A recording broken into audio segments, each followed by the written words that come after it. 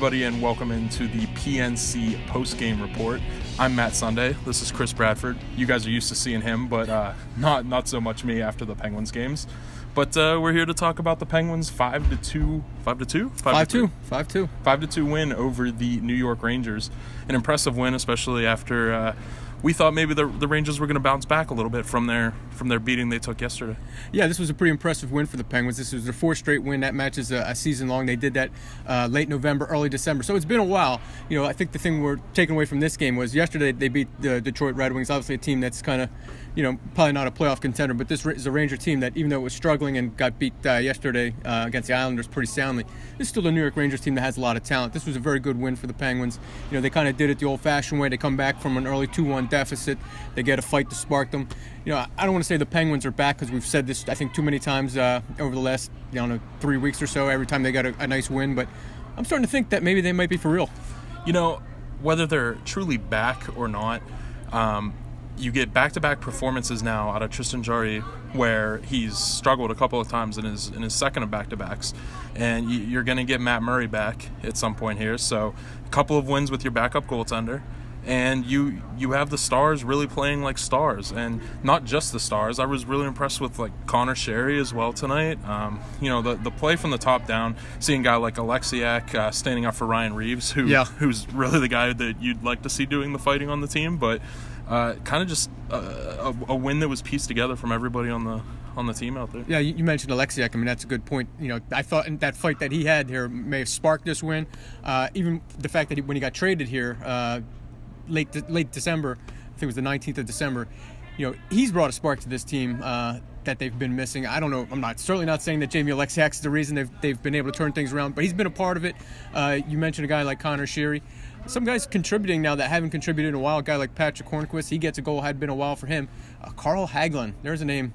That guy's been playing really well over the last 4 or 5 games now. I think Mike Sullivan said it was his best stretch. You know, he gets rewarded with the empty net goal, but you know, he's had three straight games with points now, so that's saying something. I mean, a lot of people aren't going to overlook that $4 million contract, and I understand that, but he is playing pretty well. Yeah, you know, that's his third goal of the season, and it's kind of funny because the last goal you really remember of his is of course, the empty netter in Game 6 out in Nashville.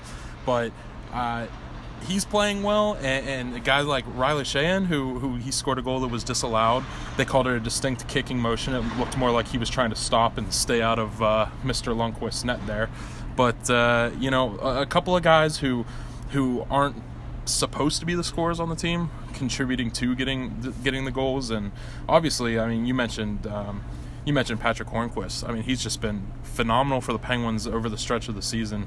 And that goal that he scored, it was pretty from my angle. I had a little bit different spot this game. I was a little bit deeper in the zone shooting, so I got a nice look at that goal. Yeah, that was a nice setup there by Carl Hagelin. Got the puck. I can understand why Henrik Lundqvist was a little, we'll say, perturbed on that one. But I was talking last week with Carl Hagelin about Patrick Hornquist, and he said, you know, Hornquist plays with a quote bleep you mentality, and I think that's what, you know, a typical Patrick Hornquist goal, you know. Well, he does, and so does Lundqvist, right? Yeah. I mean, he was this close to throwing another fit out there. He threw a puck after that, before that goal was disallowed.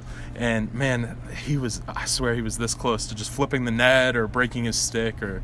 I'm going to be surprised if he doesn't get some kind of supplemental discipline. I mean, you throw a puck, that's something different. I mean, it's one thing to slam a stick or, you know, even throw your own net around like you did in the playoffs 2 years ago now. But, you know, I'll be interested to see what happens with that. He threw the puck, but he also, before that, he was right on top of the officials. You know, he skated up behind him, he kind of chested the one in the back, and then he throws the puck at the side of the boards right past him. And it's like, man, this guy someday, he's just going to completely lose it. Yeah, great goalie, but short temper.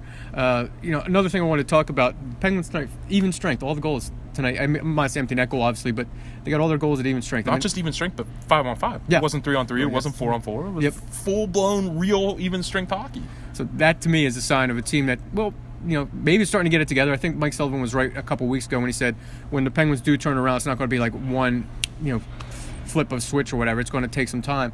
And I think that finally, now here we are at Game 46 in the season, that the Penguins are starting to resemble something closer to a legit contender, at least. I mean, I think we expect this team to make the playoffs.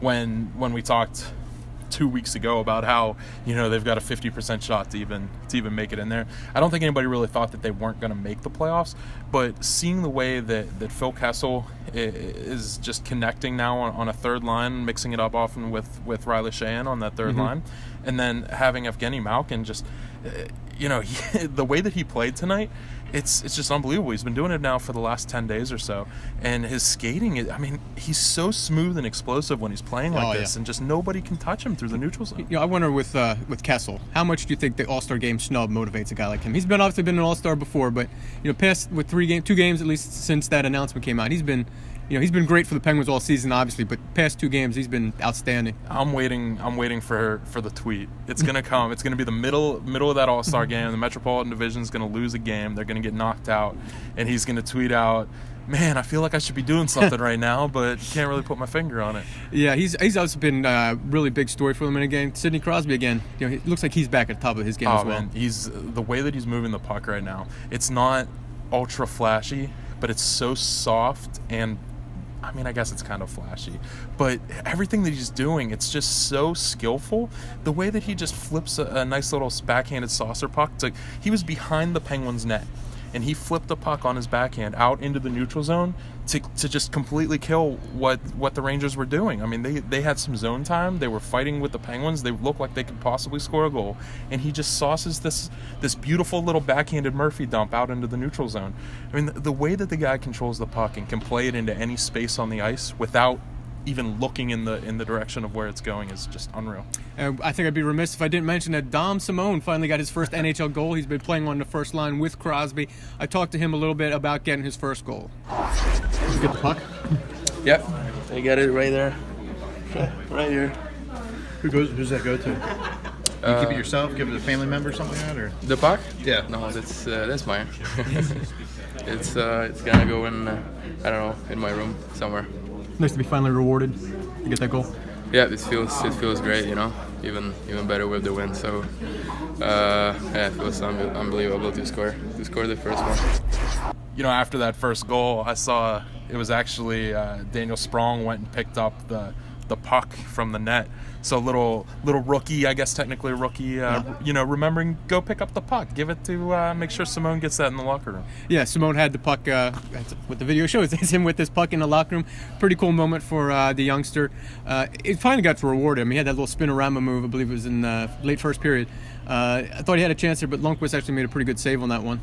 Yeah, we've had some questions about when Russ gets back, would he kind of displace Simone in that top 3. I like the way that he plays with Sidney Crosby because he's a space and create kind of guy, and you now have a shooter on that line, and at some point Sprong's going to start finding the back of the net with a little bit of regularity. He's playing with Sidney Crosby, but Simone he creates with Crosby, and it's really quite pretty to watch the way that those two can work in that tight space. It's similar to what we saw when Jake Gensel and Sidney Crosby were on, that otherworldly chemistry that they had down the stretch last year. Yeah, I think a guy like Simone has a different kind of artistry that suits Crosby's skills better than maybe a Brian Rust. Speaking of Rust, talked with Mike Sullivan this morning after the morning skate, which didn't happen, was before the Rangers morning skate, I should say. He said that Rust is skating on his own.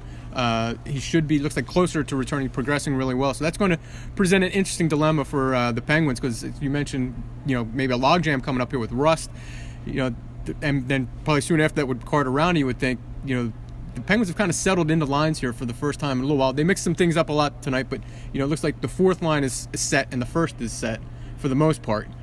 Then you see some mixing in the 2 and the 3 lines. It's not just the winger pairings. We always knew that there was going to be a logjam at some point this year, and that's why Sprong was relegated to the minors for as long as he was. But now that these guys are going to come back, it's not just their place on the top 3, top 6, top 9. It's what happens with the penalty kill, because the penalty kill's been. They're doing their job. Yeah. And you're talking about Russ, you're talking about Carter Rowney, 2 guys who are heavily involved in that, and. You like to have Russ speed anywhere that you can. It's a fast game, but I don't know where these guys fit in anymore. Yeah, it's a good problem to have. I mean, it's obviously it beats the alternative for the Penguins, who've kind of had their own problems with injuries and whatnot this season. But anytime you can have too many good players, I think the Penguins will take that. Now they're going to head out to the West Coast. They got games against the Ducks, the Kings, and the Sharks. Really a chance for them to kind of solidify, I think, their playoff spot. I've got a buddy in LA who's been chirping me with the weather as I send pictures out there with us going from 61 degrees to having an inch of ice on our cars. So I think Matt Geika's he's probably gonna do the same and send us back some chirps and some images of sunny Southern California. So we'll send Matt our best wishes while he's out there in California, and I guess for us that'll do it tonight from PPG Paints Arena.